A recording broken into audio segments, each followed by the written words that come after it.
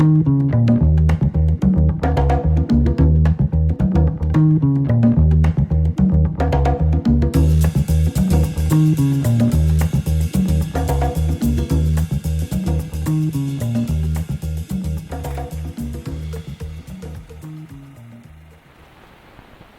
everyone, and a very pleasant good evening to you. A very special good evening tonight, because this is our 52nd or anniversary show on Tides and Trails. We have got a good one lined up for you.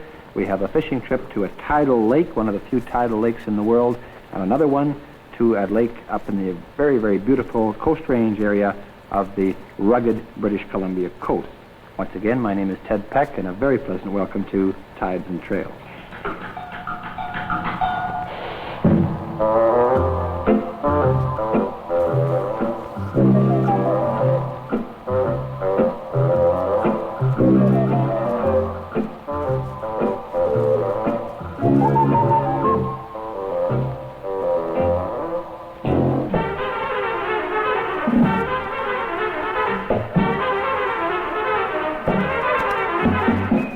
Tides and Trails is presented each week at this time by Sportsman Cigarettes.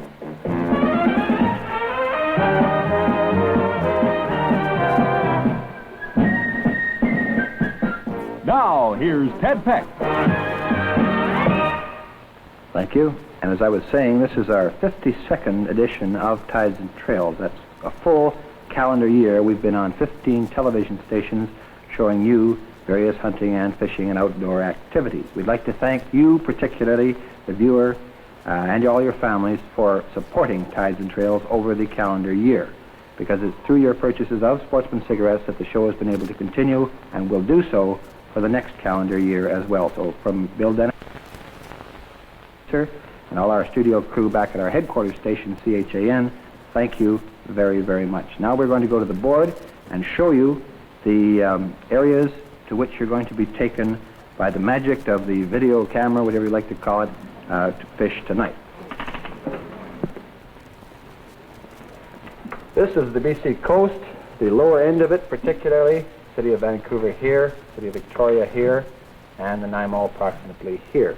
The first of these fishing expeditions we took into a lake called Pitt Lake, which is located right here, very close to the city of Vancouver, and it is one of the very, very few tidal lakes in the world.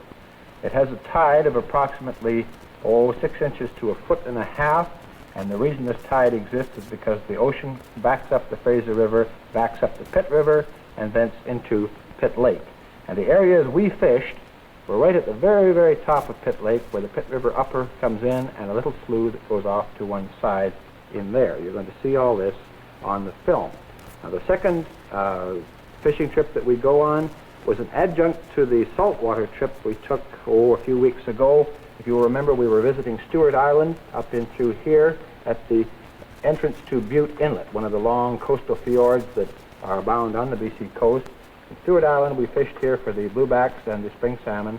We had all the various people with us on that trip from all across Western Canada. Well, while we were on that trip, we took another one. We flew up Butte Inlet up through here, and the Homasco River, which enters into Butte Inlet at this point, we flew all up through the Homasco Valley up through here, at junction with another river there coming out of Chilko Lake, and then we went miles and miles into the center of the Coast Range and almost to what is locally known as the interior plateau. And just on the dividing line there's a very small lake, a widening in the Homasco River called Twist Lake. And here we did some fly fishing for Dolly Varden or bull trout, whichever you like to call them, and we're going to show you this in our films as well. So there's two halves to this show, shall we say. The first one is done on Pitt Lake, the tidal lake. The second on Twist Lake, which we're going to have after our Tall Tales portion of the program. So first of all, let's go fishing on Pitt Lake. Here you see boarding the Kent Aviation aircraft, which operates out of Chilliwack, British Columbia, and Harrison Hot Springs on Harrison Lake, flown by Ronnie Wells.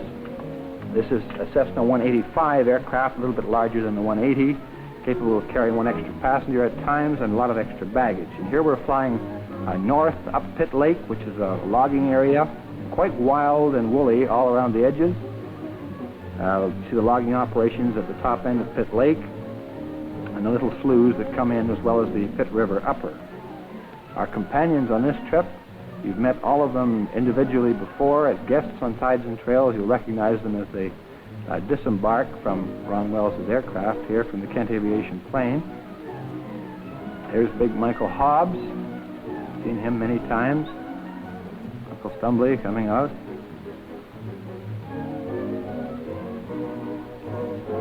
And Jim Murray, who has now been elected the vice president of the BC Federation of Fish and Game Clubs, incidentally.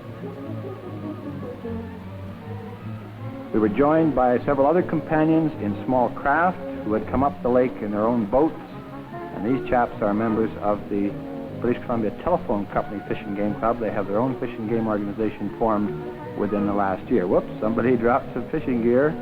It looks like it was Big Mike, and he's going to have a rather wet pack for the rest of the day. There's Ron Wells, our pilot, in the stern of the boat. The object of this particular fishing trip was to prove and show all of you that Pitt Lake, although it is a great, huge freshwater body of water, even at its very top end, is tidal. Wonderful scenery around it, the Coast Range Mountains coming right into it. And there's the very small slough that we're proceeding upwards on Pitt Lake. The trout that we were after were cutthroat, and they would range in weight anywhere from half a pound to perhaps 3.5, 4 pounds. We're going to try to catch them by sporting means, the use of the wet fly, imitating a small salmon fry minnow, approximately 1 inch long. Then giving Uncle Stumbly an assist into the real gooey mud. Meanwhile, Big Mike and Ron and a couple of BC Telephone boys are out there trying to do a little spinning. Mike firing the gear ashore.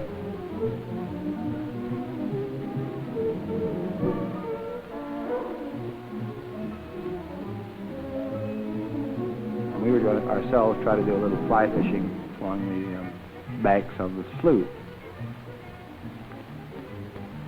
It's not often that this happens, but when it does, we like to show you on Tides and Trails the exact truth in our fishing and hunting expeditions. It so happened on the Upper Pitt Lake expedition, there wasn't one single bite of any trout taken by all of the members of the fishing party that day. The following week, another party went into the same area and got limits of cutthroat, but we went in. There were some reasonably good fishermen amongst us. I'm not counting myself in this class, but Jim Murray and Mike Hobbs are certainly experts, and none of them succeeded in getting a bite. Now here we're putting our stake in, just an ordinary piece of willow twig at the water's edge. And we're going to show you graphically the distance that the tide drops in the lake, although we're quite a good 75 to 90 miles from salt water. Now, also, we show the fallibility of various people. Usually Uncle Stumbly is the one that gets his line in a snarl or bird's nest, as we call it, but in this case, it was Jim Murray. But these things happen on fishing trips, and they, I think all of you feel just a little bit better to know that we all make the same boo-boos, no matter who or where. Big Mike is sort of officer in charge of fire here, and he's having a sportsman cigarette while brewing tea for the entire entourage.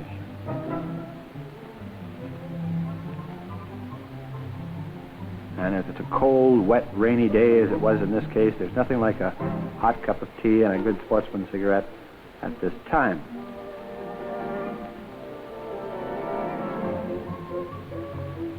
Dry wood, as I remember, on this particular trip was something of a premium, and it took most of the crew a good many hours to locate some old cedar, to chop it up into... It gives you the idea of the type of weather we were fishing in. We were showing Jim and Mike here now the tide. You see the distance between the stake and the water. It has gone down that far already, and this is just a caution to newcomers to the Pitt Lake area. Pitt Lake is a very treacherous lake to go fishing in a boat. It has many sudden squalls and storms, and is a very shallow lake, hence the great distance of the tide. Here you see the boat high and dry now. So a warning, if you're going to fish on Pitt Lake, even if we don't catch any fish, as we did in this case, but there are excellent fishing available at the top end there Be careful about the squalls and remember the tide. You might get left high and dry miles from the edge of the lake if you're going up one of the sloughs. We hurled worms, we hurled flies, we hurled salmon eggs, we hurled almost every type of bait and feathered lure at trout, but there wasn't one single bite on the 6 people involved in the fishing trip. It was a pretty cold, miserable spring day at the time, but we'd like to thank Ron Wells of the Kent Aviation for flying us in there. We'll be with him again on another fishing trip in the very, very near future. Ron flies fishermen and hunters out of Harrison and out of Chilliwack and out of Vancouver, all over lower British Columbia to some excellent fishing grounds. But specifically, we wanted to show you on this particular film the tidal, shall we say, regions of Pitt Lake, the tidal areas. And we did. Now, the next film you're going to see is excellent fishing. In fact, every cast with a fly, we catch a trout between 1 and 3 pounds. But now... It's Tides and Trails Tall Tale Trophy Time. And tonight's tall tale comes from Vancouver, British Columbia. As a matter of fact, to be more accurate, from the suburb of North Burnaby, which is just outside Vancouver, and where our own television station, CHAN, is located. And it comes from Mr. C. Baidala, or Baidala, I hope that is pronounced correctly, sir. And we give you greatest congratulations for this effort on the Tall Tales portion of the program. Your carton of Sportsman cigarettes, your salmon, your spring salmon, and of course your prevarication scroll will be delivered to you immediately. So congratulations, sir. And here is Mr. Baidala's Tall Tale. I was camping alone at the lake. It was shortly after dusk, and I thought I'd get some rest for the next day's fishing. I woke to a chilly morning, and I saw that all the firewood was gone. So I headed down to the lake to gather some more. After my arms were full, I began to trudge back. I had not gone far when I heard someone crying, in a most pitiful, wailing type of crying. I dropped my wood and ran towards the sound. Now, it came from some bushes, and it seems that this is the location that we had to go, so I peered finally through the outer foliage of the bushes, and to my astonishment, there were 5 huge men hunched in a circle and all crying pitifully. Now, were they crying over a dead pet, or a lost friend, or what? As I approached the touching scene, one of the men noticed me. "What's the matter?" I said rather meekly and ready to assist in any way or any possible way. "Nothing, stranger," he said. "Sam here forgot some of the supplies, and we were just trying to salt this fish."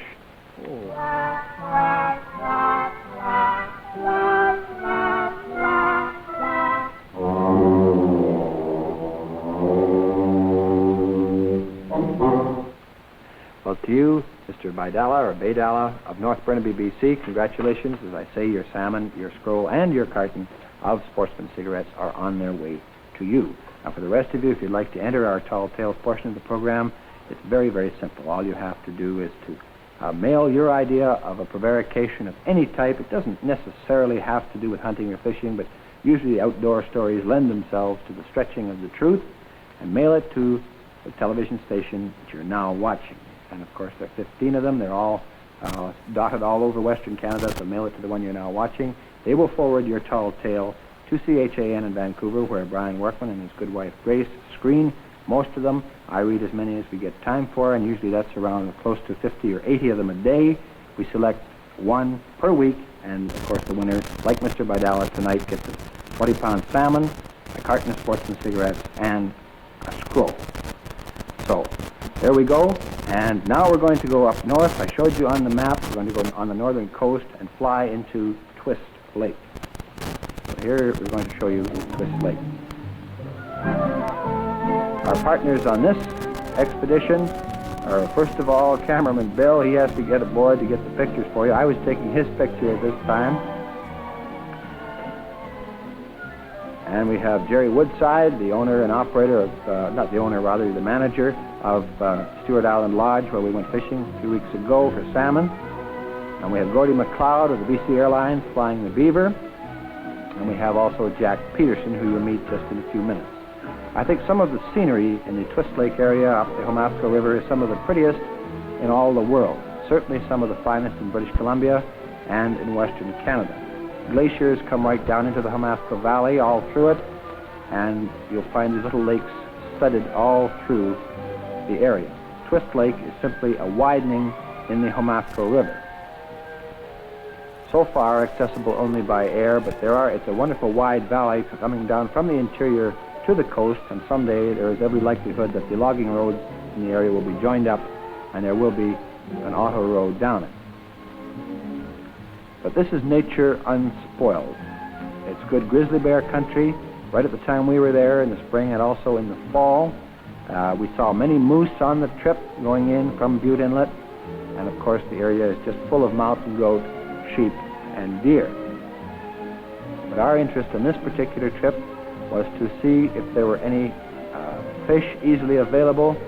2 guests from Stewart Island Lodge. It's a very short trip from Stewart Island up the Homasco and up Butte Inlet and so on to Twist Lake. And I believe that Jerry Woodside is going to establish a tent camp on Twist Lake now from the results obtained from our fishing. We were the first people to sort of give it a test out on the fishing basis. I'm certain that other people have fished it.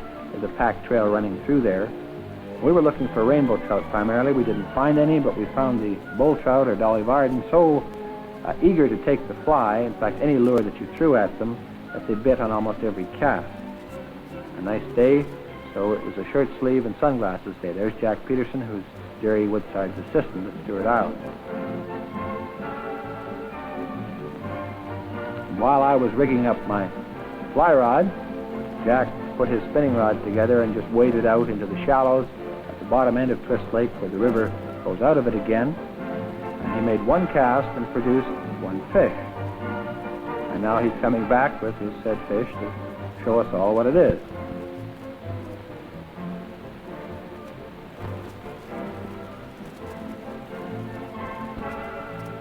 Jack has been a spin fisherman for quite a while. He loves freshwater spinning for steelhead, for spring salmon when they get in freshwater, but he hasn't done much fly fishing yet, so he was perfectly at home with a spinning outfit.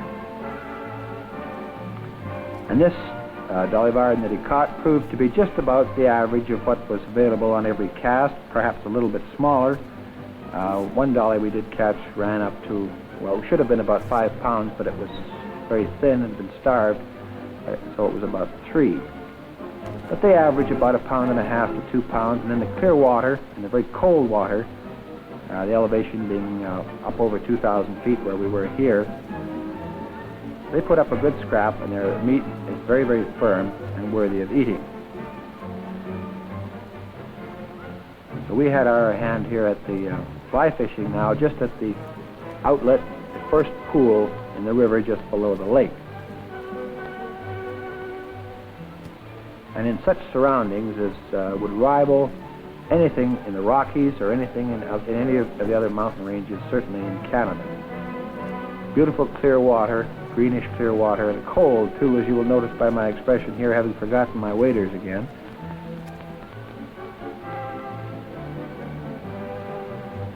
But in the summertime, one doesn't mind a bit of cool feet, particularly when you can get a trout on every cast. Well, almost every cast. Sometimes did throw 2 or 3 times. There he is. A real thrill.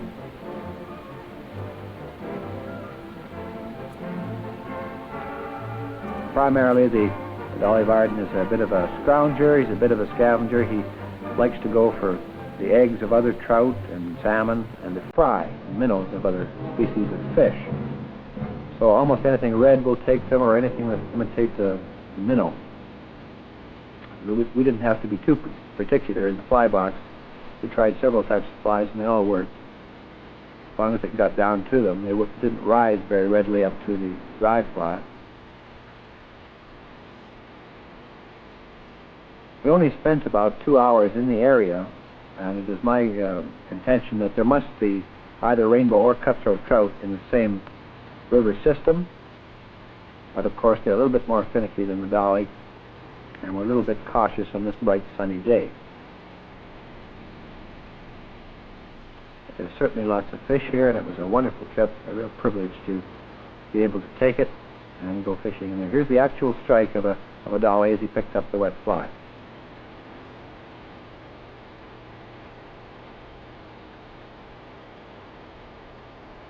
And in the cold water, you see they put up quite a scrap.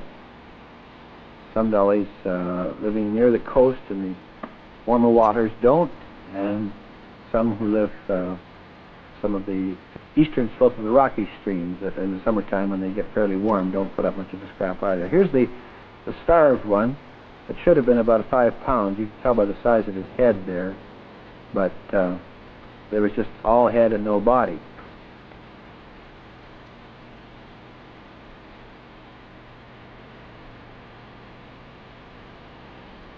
While fishing at this point, we're having a real satisfying smoke from a sportsman's cigarette.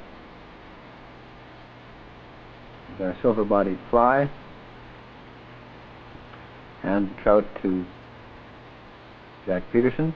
The dolly, like the lake trout, is one of the char family rather than the true trouts. There are 3 main chars in Canada. Actually, there are 4.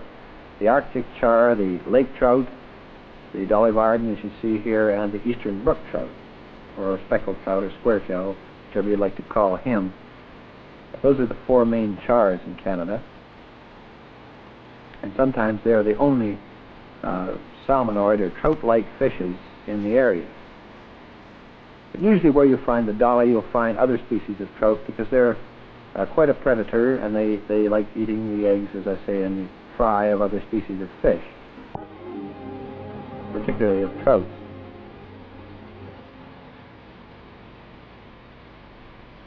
Beautiful snow-capped mountains and glaciers all around.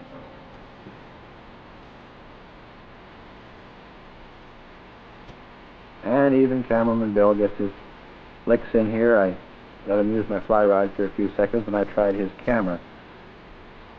No, he's got the spinning rod this time. He did try the fly rod as well. Lovely eating fish. We took them back down to the lodge and did them up down there, and they're very firm, pink flesh in them. Well worth the trouble of catching.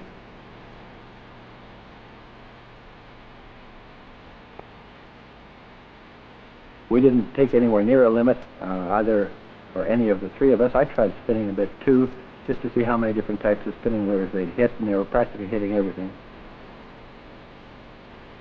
I think we took something like 8 or 9 fish between the 3 of us, but it was certainly a good enough sample to prove that the fish were there, and in such sufficient abundance as to warrant Jerry Woodside setting up a camp for his guests to do side trips on the lake. Lunchtime, Jack Peterson style. He's a great chef in his own right, and he and his wife prepared the lunch for us, so we wouldn't have to take time out to put the fire up and so on, watching the reflections in the lake and enjoying some very tasty tidbits, bits of chicken, sandwiches, and coffee and so on that Jack and his good wife had made. Another satisfying time to sit back and reflect a little bit and enjoy Sportsman, a real fine smoke.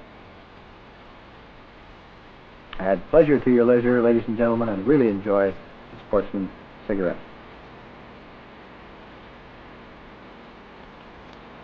So after lunch, we took off again in the small boat and headed for the middle of the lake, where we thought we'd do a little trolling and see if we could pick up a larger dolly.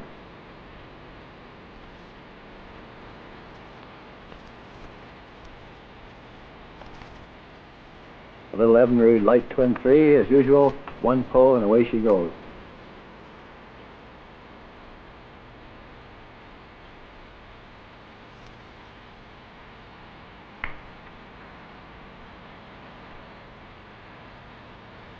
Gained past some magnificent grizzly bear country, slides, just on the boundary between the coast area and the interior. Jack picks up a nice dolly here, but we are not on the lake long enough to really try any deep trolling to see if we could pick up one perhaps 10, 12, 15 pounds. And I'm sure they exist in the lake.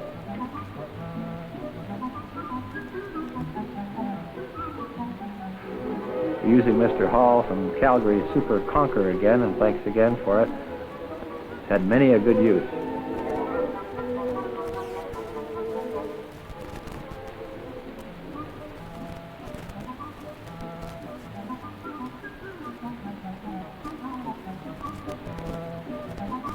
Jerry Woodside, who arrived with the plane when we came back to come back to get us, he just had time to catch one fish before it was time to go. Because you have to be out of the bush by dark unless you intend to camp there. And we went back down to Jerry's beautiful Stewart Island Lodge again. Digging a hole here, remind you that don't put your entrails of fish in the lake. Dig a hole around the side of it, and although it may be dug up by a predatory animal or a fur-bearing animal, don't put them in the lake. In most cases it's illegal, and it certainly does mess up a lake if there aren't any coarse fish to clean it up.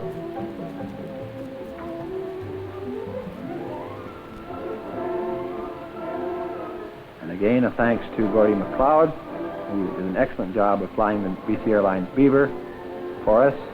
We had a wonderful trip back to Vancouver in the same plane just a few hours later.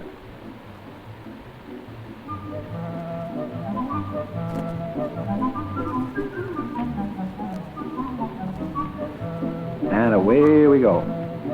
Back down Butte Inlet to Stewart Island Lodge.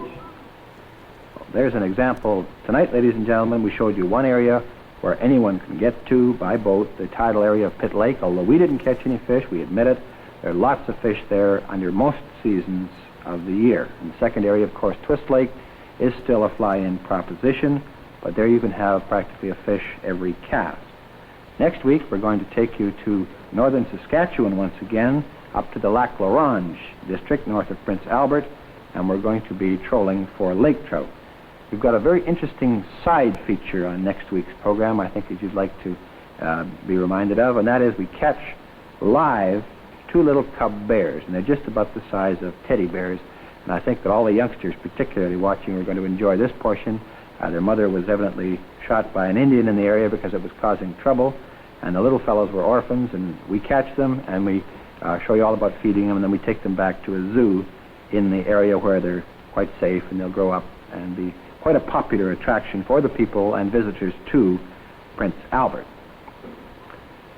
So there you see what's going to happen, or hear what's going to happen next week, and we're very pleased to have you with us. Again, a reminder that this is our 52nd show, and thank you for helping to purchase, shall I say, the Sportsman cigarettes, and of course help us stay on the air. We certainly appreciate it. Now, on behalf of our producer, cameraman, and the crew, once again, thanks for being with us over this last calendar year. We'll look forward to your participation in the show and cooperation in each one of the areas we visit over the next calendar year of Tides and Trails. So remember to be a true sportsman. Remember our conservation creed. Smoke Sportsman cigarettes. And Ted Peck wishing you all the best. And as usual, as we say, and we're going to add something to it this time, so I'm going to say it quite slowly. So this is on behalf of a conservation officer in particular. I'm going to say tight lines, straight shooting, and be very careful what you're shooting at.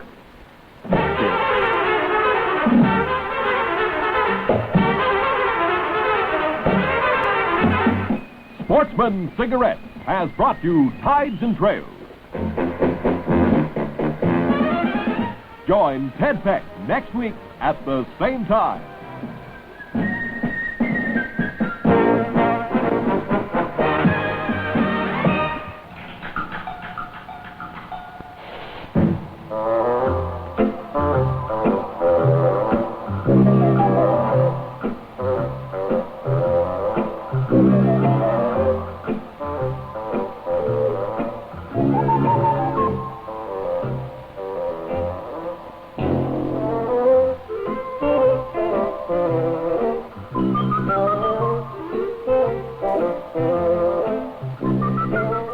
Tides and Trails was produced for Sportsman Cigarettes by CHAN-TV, Vancouver.